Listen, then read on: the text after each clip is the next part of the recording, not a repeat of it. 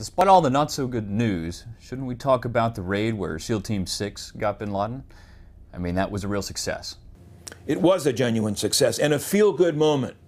Whether that success had any effect on the overall course of the war for the greater Middle East is another matter, however. Don't be a spoilsport. I don't mean to be. But consider this.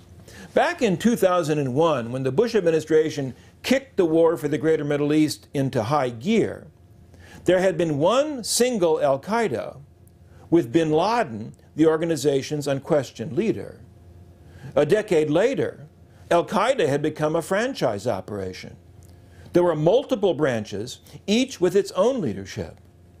Bin Laden was still a figurehead, a sort of chairman of the board, but he did not exercise operational control over the activities of al-Qaeda in the Arabian Peninsula, or al-Qaeda in Iraq and Syria, or other affiliates such as al-Shabaab or Boko Haram.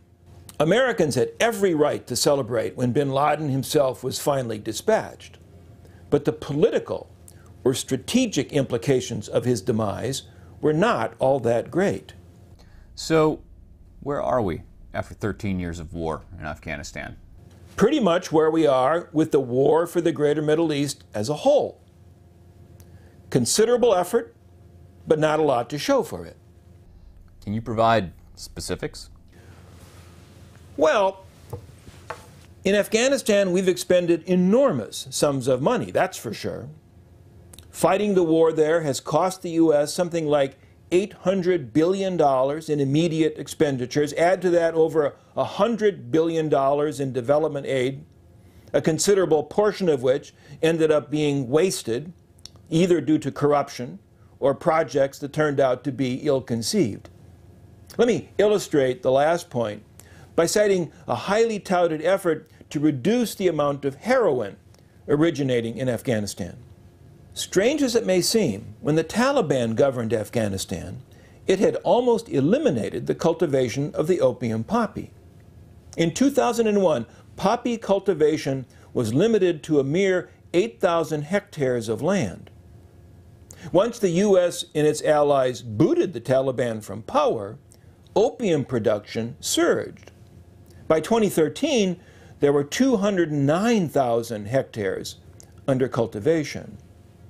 By that date, the United States and its allies had expended $10 billion in poppy eradication programs. Think about that. For every $1 billion invested to curb opium production, I use the term lightly, poppy cultivation actually increased by 20,000 hectares. If the Afghan economy has a growth sector, it's the production and export of illegal drugs. How about the Taliban? Well, they persist. They seem impervious to defeat. Efforts to negotiate a peace deal have proven unproductive. As U.S. and allied forces prepare to exit Afghanistan, therefore, we can expect the Taliban to carry on their fight. I don't pretend to be able to predict what the future holds for the Afghan people, but this much seems pretty sure. Just as in Iraq, where the war continued after the Americans quit, much the same will happen in Afghanistan. The fighting will drag on. We just won't be part of it. Indeed, we'll soon forget that we were ever there. Let's talk about something else. Next time.